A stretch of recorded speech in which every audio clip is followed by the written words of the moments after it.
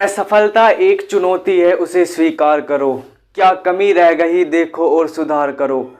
जब तक ना हो सफल नींद चैन को त्यागो तुम। संघर्ष का मैदान छोड़कर मत भागो तुम। बिना कुछ किए ही जय जयकार नहीं होती और कोशिश करने वालों की कभी हार नहीं होती। नमस्कार दोस्तों, मेरा नाम है मोहित और स्वागत है आपका हमारे YouTube चैनल में।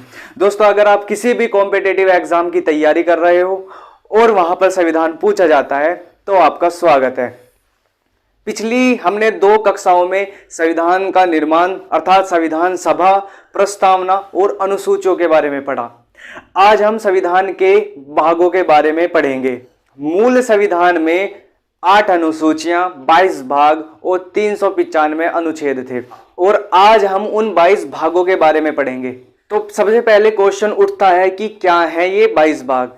इन 22 भागों को हम ऐसे समझते हैं कि अगर कोई भी बुक है और उसमें जो चैप्टर्स होते हैं इंडेक्स में, ठीक है, किसी में 10 चैप्टर होते हैं, किसी में 12, किसी में 20, तो उन जैसे उन बुक्स में चैप्टर्स होते हैं ऐसे ही जो हमारी संविधान बुक है उसमें 22 चैप्टर्स हैं और उन 22 चैप्टर्स को हम भाग कहते हैं तथा उन्हीं चैप्टर्स के जो हम नाम हैं, उन जो 22 भागों के नाम हैं उन्हें हम पढ़ेंगे तथा जो 395 अनुच्छेद हैं वो उन्हीं चैप्टर्स के अंदर रखे हुए हैं। देखो, संविधान के निर्माण के बाद उसमें बहुत सारे संशोधन हुए जिसमें उनमें उससे कुछ चीज़ें हटाई गई और कुछ जोड़ी गई। तो अगर आप संविधान के 22 भागों को पढ़ोगे तो उसमें भी कुछ चीज़ें जोड़ी गई और कुछ चीज़ें हटाई गई। जैसे 7वें संविधान संशोधन के माध्यम से 7वें भाग को हटाया गया तथा मौलिक कर्तव्य को और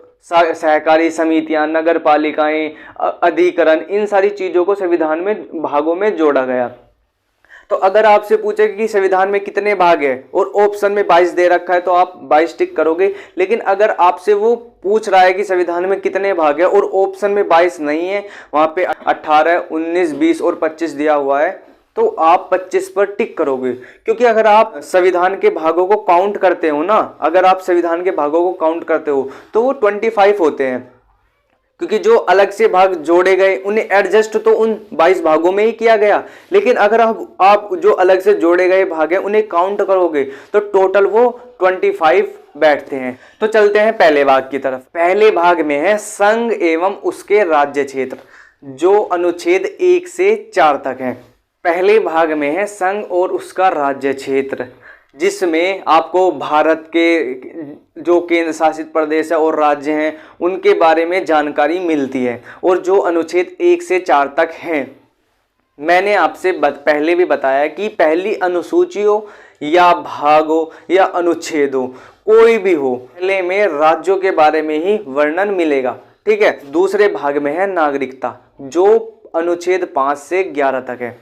देखो, नागरिकता में जब हम सेकंड चैप्टर पे जाएंगे नागरिकता के या सेकंड भाग पर जाएंगे तो वहां हम नागरिकता से रिलेटेड प्रावधानों को पढ़ेंगे। इसके बाद हम तीसरे भाग पर चलते हैं।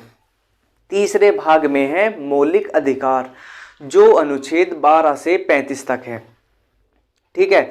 मौलिक अधिकार को हम आगे अलग से एक टॉपिक में पढ़ेंगे, बहुत ज़्यादा इंपॉर्टेंट है और ये पूछ भी लेता है कि भाग 3 में मौलिक अधिकार है। देखो, अगर हम इसकी ट्रिक की तरफ देखें तो मौलिक अधिकार में ए को उठाते हो, अधिकार का ए उठाओगे और जब आप ए लिखते हो तो आप 3 बनाते हो, ठीक है। मौलिक अधिकार का जब ए बनाओगे, अधिकार को लिखोगे तो ए बनाओगे, नहीं बनाओगे, और वो स्टार्टिंग में आप 3 बनाओगे या नहीं, तो उस 3 से हम याद करेंगे कि मौलिक अधिकार भाग 3 में है, ठीक। एक क्वेश्चन और फंसता है कि मौलिक अधिकार कहाँ से लिया गया है, तो मौलिक अधिकार को अमेरिका के संविधान से लिया गया है। देखो, अमेरिका भी ऐसे बनता है और अधिकार भी ऐसे बनता है, तो यहाँ से आप इसे रिलेट कर लो और आपको याद हो जाएगा कि मौलिक अधिकारों को अमेरिका के संविधान से लिया गया है। अगर आपसे पूछे कि मौलिक अधिकार कौन से भाग में है तो मौलिक अधिकार भाग 3 में है। कैसे याद किया? मौलिक अधिकार का जो ए है वो 3 की तरह डिज़ाइन है और आपको अगर पूछा जाए कि कहाँ से लिया गया है मौलिक अधिकार तो अमेरिका से लिया गया है। अमेरिका का ए भी 3 से डिज़ाइन है, ठीक। ऐसे आप याद कर पाओगे, ठीक। इसके बाद चौथा भाग है राज्य के नीति निदेशक तत्व। चौथा भाग क्या है? राज्य के नीति निदेशक तत्व, जो अनुच्छेद 35 से 51 तक है। कहाँ तक है? 35 से 51 तक है। देखो, राज्य के नीति निर्देशक तत्वों को हम कहते हैं directive principles of state policy. क्या कहते हैं? Directive principles of state policy. Again, directive principles of state policy, जिसे हम शॉर्ट में कहते हैं डीपीएसपी। क्या कहते हैं? डीपीएसपी। तो आप देखोगे कि डीपीएसपी 4 लेटर से बना है, डीपीएसपी 4, डीपीएसपी 4। और यहाँ से हम याद करेंगे कि चौथे भाग में राज्य के नीति निदेशक तत्व हैं। क्या है? चौथे भाग में राज्य के नीति निदेशक तत्व हैं। कैसे याद किया? DPSP, directive principles of state policy. इसके बाद चौथे का जो क है उसमें मौलिक कर्तव्य जोड़े गए हैं, जो अनुच्छेद 51 के क में रखे हुए हैं। ठीक है, चौथे के क में मौलिक कर्तव्य रखे गए हैं और जो अनुच्छेद 51 के क में है। अब हम इन चारों को एक साथ लेके इन्हें याद करते हैं। अब इन्हें दोबारा से हम देखते हैं। पहले में है संघ और उसका राज्य क्षेत्र, पहले में है संघ और उसका राज्य क्षेत्र। दूसरे में है नागरिकता, दूसरे भाग में है नागरिकता। तीसरे में है मौलिक अधिकार, अधिकार का ए 3 से करेगा तो मौलिक अधिकार।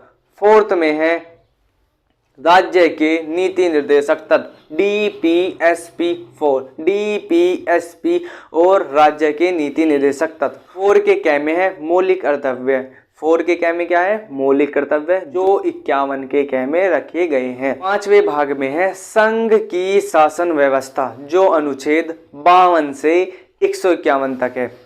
क्या है? संघ की शासन व्यवस्था, जो अनुच्छेद 52 से 151 तक है। इसके बाद हम छठे भाग पर चलते हैं। छठे भाग में है राज्य की शासन व्यवस्था। देखो कैसे याद करेंगे? पहले केंद्र की शासन व्यवस्था, केंद्र सरकार आएगी, उसके बाद में राज्य सरकार आती है। पहले केंद्र सरकार, उसके बाद में राज्य सरकार, उसके बाद में पंचायतें, नगर पालिका। ठीक है, कैसे? सबसे ऊपर होती है केंद्र सरकार, फिर राज्य सरकार, फिर पंचायतें और नगर पालिका। सिंपल से याद करना है, देखो ज़्यादा कंफ्यूज नहीं होना है। राज्य की शासन व्यवस्था आर्टिकल 152 से 237 तक है। इसमें हम मुख्यमंत्री के बारे में पढ़ेंगे और बहुत सारे जो राज्य सरकार के अधीन पद होते हैं वो पढ़ेंगे। ठीक है, राज्य सरकार के जो अधीन पद होते हैं वो पढ़ेंगे। इसके बाद हम 7वें भाग पर आते हैं। 7वें भाग को 7वें संविधान संशोधन अधिनियम 1956 द्वारा अलग कर दिया गया। ठीक है, निरस्त कर दिया गया। 7वें भाग को 7वें संविधान संशोधन अधिनियम 1956 द्वारा निरस्त कर दिया गया।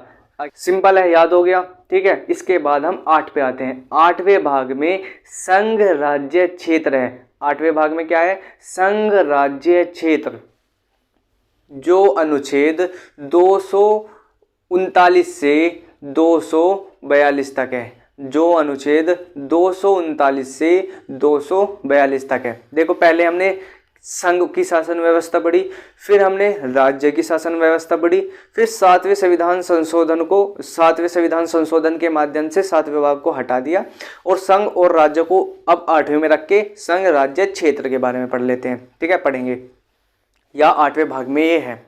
इसके बाद हम 9वें में जाते हैं। ठीक है, जो 9वां भाग है उसमें है पंचायतें। ठीक है, क्या है 9वें भाग में? पंचायतें। 9वें भाग में पंचायतें हैं। 9 के क में नगर पालिकाएं हैं, 9 के क में नगर पालिकाएं हैं और 9 के ख में सहकारी समितियां हैं। 9 में है पंचायतें, 9 के क में नगर पालिका, 9 के ख में सहकारी समितियां। अब इसके अनुच्छेद को आप कैसे याद करोगे? देखो, एक होगा 143, एक होगा 243, एक होगा 343।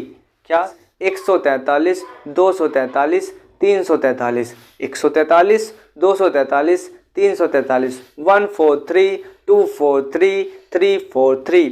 143 में क्या है?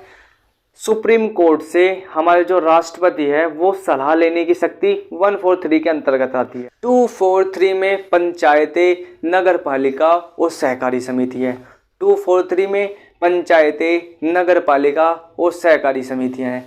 343 343 में हमारी राजभाषा है, ठीक है, जो 17वें भाग में हम पढ़ेंगे, ठीक है।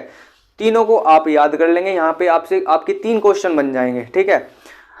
143 में राष्ट्रपति सुप्रीम कोर्ट से सलाह से ले सकते हैं। 243 में पंचायतें, नगर पालिका और सहकारी समिति है। और 343 में राजभाषा है। 10वीं में क्या है, अनुसूचित जाति और अनुसूचित जनजाति क्षेत्र, ठीक है, SC और ST क्षेत्र, ठीक है। कैसे याद करना है, हमने 5वीं अनुसूची में पढ़ा था कि SC और ST क्षेत्रों में प्रशासन का जो प्रावधान है वो 5वीं अनुसूची में है, 5वीं अनुसूची के अंतर्गत आते हैं। जहां 5वीं अनुसूची में SC ST है, अगर हम उसका दुगना कर दो तो 10वें भाग में भी SC और ST हैं, अनुसूचित जाति और जनजाति क्षेत्र हैं, ठीक है। कैसे याद करना है, 5वीं अनुसूची में SC ST है, उसका दुगना कर दो तो 10वें भाग में भी SC ST हैं, अनुसूचित जाति और जनजाति है। 11वां जो भाग है उसमें केंद्र, संघ और राज्यों के बीच संबंध है। संघ और राज्यों के बीच संबंध क्या है, 11वें भाग में है।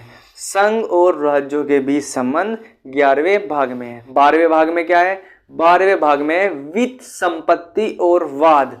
12वें भाग में है वित्त, संपत्ति और वाद। कैसे याद करोगे, इसे याद करने का सिर्फ एक शब्द है, विश्वास, ठीक है। वी से हुआ वित्त, से हुआ संपत्ति, वास से हुआ वाद। अगेन विश्वास, वित्त, संपत्ति, वाद। वी से वित्त, से संपत्ति, वाद से वाद, वास से वाद, ठीक है।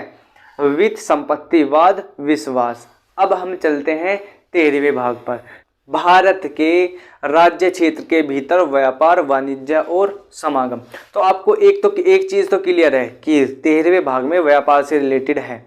तो अब इसे हम याद कैसे करेंगे, तो एक लड़का है, मैं हूं, मेरा एक पार्टनर है, बिजनेस पार्टनर, ठीक है। तो मैं उसे क्या कह रहा हूं कि मैं तेरे साथ और एक साथ व्यापार करूंगा, ठीक है। जो ये लड़का है मेरा पार्टनर, तो मैं उससे कह रहा हूं कि मैं तेरे साथ और एक साथ व्यापार करूंगा, ठीक है। तो तेरे साथ से हुआ 13वां भाग, व्यापार से हुआ, व्यापार से रिलेटेड है। और एक साथ से हुआ 301 में, अनुच्छेद 301 से अनुच्छेद 307 तक है इसमें, ठीक है। 13वां भाग अनुच्छेद 301 से 307 तक है। इसके बाद 14वें भाग पर चलते हैं। 14वें भाग में संघ एवं राज्यों के अधीन लोक सेवाएं हैं, जो अनुच्छेद 308 से 323 तक है, 308 से 323 तक है। 14 का क्या है, उसमें है अधिकरण, ठीक है, वो भी अनुच्छेद 323 में है, 323 में। 15वें भाग में है निर्वाचन आयोग, जो अनुच्छेद 324 में है, ठीक है, 324।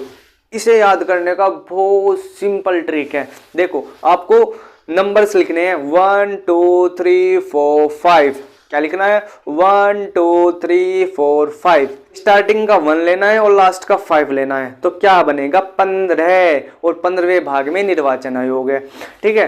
बीच के जो वर्ड अक्षर रहे 2 3 4, उसमें आपको 2 को 3 के स्थान पर कर देना है और 3 को 2 के स्थान पर कर देना है। तो क्या आएगा 324। तो अनुच्छेद 324 में निर्वाचन आयोग है। 15वें भाग में निर्वाचन आयोग है। कैसे याद किया, 1 2 3 4 5, स्टार्टिंग का 1, लास्ट का 5, 15 बना 15वां भाग। 2 के स्थान पर 3, 3 के स्थान पर 2, 324, आर्टिकल 324 में निर्वाचन आयोग।